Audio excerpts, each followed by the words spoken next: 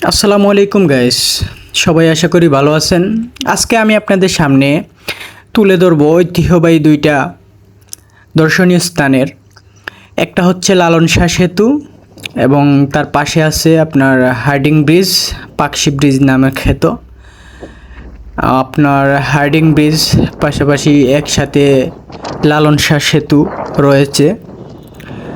তো herding bridge বাংলাদেশের পাবনা জেলার ঈশ্বরদী উপজেলার পাকশি থেকে কুষ্টিয়া জেলার বেড়ামারা উপজেলা পর্যন্ত যুক্তকারী একটি রেল সেতু। এটি বাংলাদেশের সবচেয়ে দীর্ঘ রেল সেতু হিসেবে পরিচিত।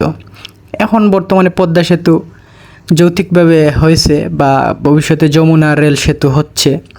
তো এখন পর্যন্ত এটা দীর্ঘ রেল সেতু হিসাবে পরিচিত। পাবনা জেলার পাকশি রেল স্টেশনের দক্ষিণে পদ্মা নদীর উপরে এই সেতুটি অবস্থিত।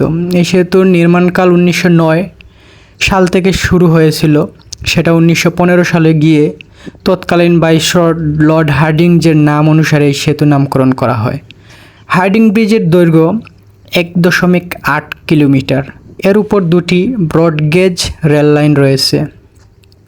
এর অবস্থান হচ্ছে হার্ডিং ব্রিজ পাবনার ঈশ্বরদী উপজেলা পাকশি ইউনিয়ন ও কুষ্টিয়ার বেড়ামারা উপজেলার মাঝে পদ্মা নদীর উপর অবস্থিত।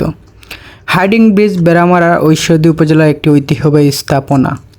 এটি দেখার জন্য অনেক দূর দূরান্ত থেকে মানুষ আসে। তো সেই ক্ষেত্রে আমিও গিয়েছিলাম দেখতে। এটা ঐতিহাসিক একটা স্থান।